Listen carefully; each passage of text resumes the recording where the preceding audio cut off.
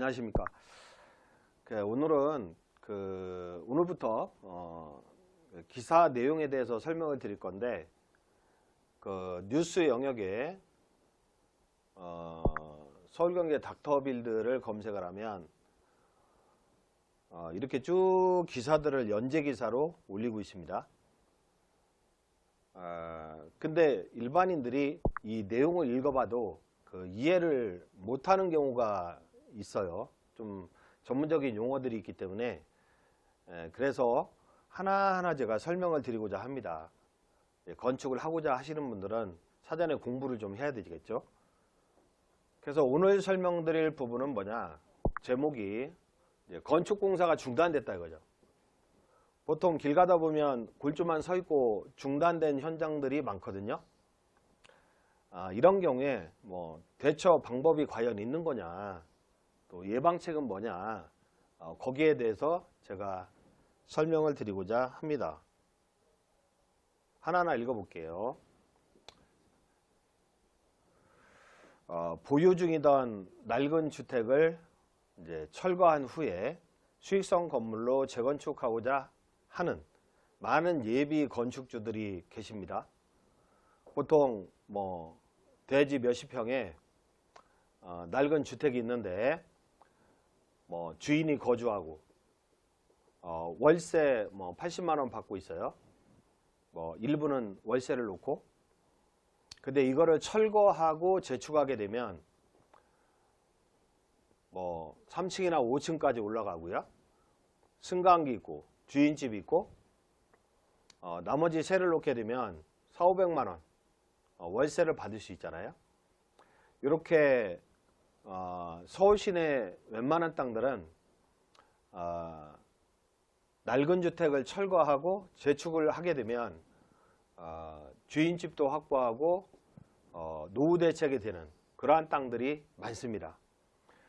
건축비는 PF로 해결하면 됩니다. 소규모 PF 상품들이 많거든요.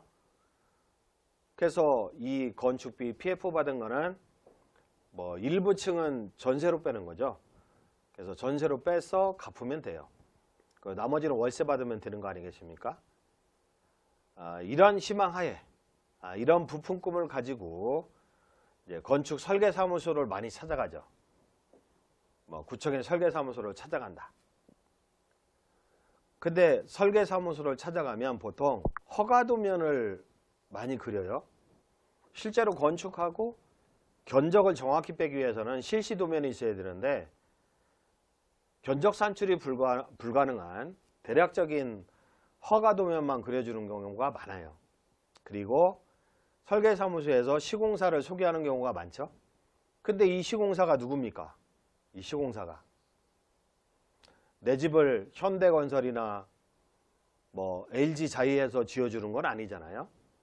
보통 이런 건축물들은 영세업자들이 수주하는 경우가 많다. 이런 영세업자를 소개받는 거죠, 결과적으로.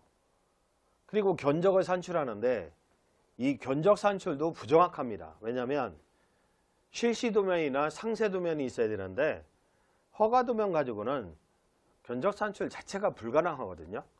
건축주가 요구하는 품질이 제각기 다른데, 그렇지만은 평당 400에 해드릴게요 해놓고 일단은 수주를 하는 거죠. 그리고 나중에 추가 공사비를 요구하면서 건물을 세워놓는 거죠. 이게 전형적인 수법입니다. 또 외상공사를 약정하는 경우가 많은데, 가령 시공비가 6억이 들어간다. 빌라 한 동을 짓는데 시공비가 6억이 산출이 됐어. 근데 부지를 담보로 PF를 받아도 기대출이 있으니까, 기대출 저당권이 있다 보니까 4억밖에 안 나온대요. 그러면 건축비가 2억이 부족하잖아요. 그러면 시공사는 뭐라고 하냐면 2억 원은 준공 이후에 건물을 다 지은 이후에 받아가겠다, 이런 식으로 얘기를 한다는 거죠. 즉 시공사는 건축주에게 2억 원의 외상공사를 약속하면서 도급계약서에 도장을 찍도록 권유합니다. 건축주는 감사하죠. 외상을 해준다 하니까 감사한 마음에 시공사가 하자는 대로 도급계약서에 날인하고 대출을 받아서 시공사에게 계약금 중도금조로 4억 원을 입금하게 됩니다. 순차로. 근데 문제는 이때부터 가불이 바뀌는 상황이 생기죠. 시공사는 골조공사를 진행한 이후에 공사를 지지부진 이렇게 진행하다가 결국에는 공사를 중단해버리죠. 건축주는 답답한 마음에 시공사에게 어찌 된 거냐 하고 물어보지만 곧 공사를 재개할 예정이라는 답만 얘기하는 거죠. 근데 수개월이 지난 후에 한 8개월이 지났어. 공사하는 척 마는 둥 하다가 시공사는 건축주에게 솔직히 얘기하는 거죠. 시공계약 당시에 너무 덤핑으로 수주했다나? 그리고 그 이후에 자재값과 인건비가 많이 올라서 외상공사가 사실상 어렵다 하고 얘기를 합니다. 돈을 달라는 거죠. 그래서 건축주는 아니 외상공사를 약정했는데 무슨 소리냐 하고 항의해보지만 시공사는 도급계약서에 외상공사 해주겠다는 문구 있어요? 하고 되려 큰 소리를 치죠. 환장하는 일이 벌어지는 건데 이 사례는 아주 약과입니다. 약과. 건축주가 이제 시공사가 큰 소리 치니까 다른 전문가를 찾아서 상담을 하는 거죠. 그래서 공사가 서 있는 현장, 이러한 현장의 건축주가 많이들 와서 상담을 하시는데 보면은 공사를 진행한 물량은 현재 3억 원어치 공사를 한 거예요. 3억 원어치 공사를 했는데 실제 지급한 공사 대금은 4억 원입니다. 1억 원을 초과 지급한 거죠. 1억 원을 초과 지급했다. 이게 기성평가 능력이 없는 건축주다 보니까. 그러면 초과 지불된 공사비를 돌려달라 해도 돌려줄 시공사가 아니죠. 그러다 보니까 건축주는 새로운 시공사에게 공사를 맡기지도 못합니다. 이러지도 저러지도 못하는 상태가, 즉 공사 중단 사태가 장기화하게 되는 거죠. 건축비 대출받은 이자도 계속 부담하면서. 이런 경우에 건축주는 어떻게 대처를 해야 할까?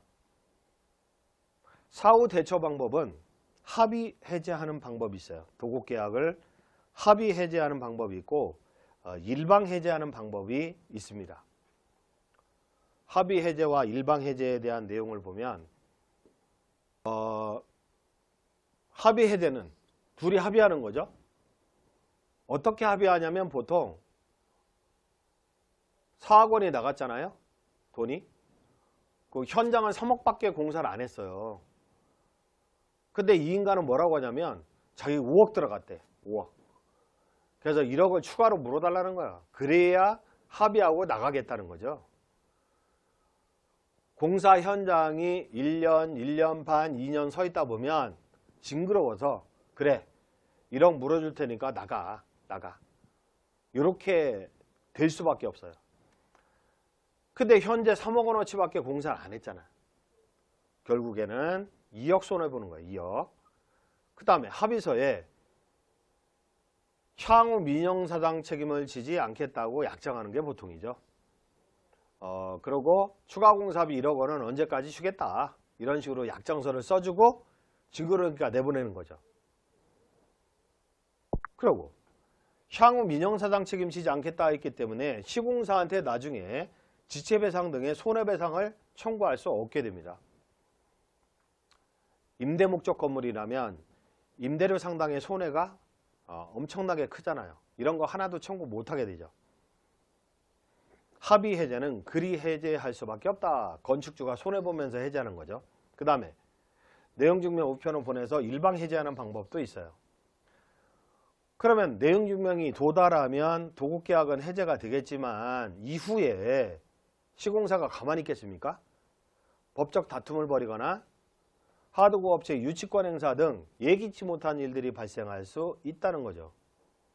합의 해제하자니 건축주가 엄청 손해봐야 되고, 또 일방 해제하자니 추후에 법률적 사실적인 다툼의 여지가 남게 돼서 새로운 시공자를 섭외하는 것이 거의 불가능하게 됩니다.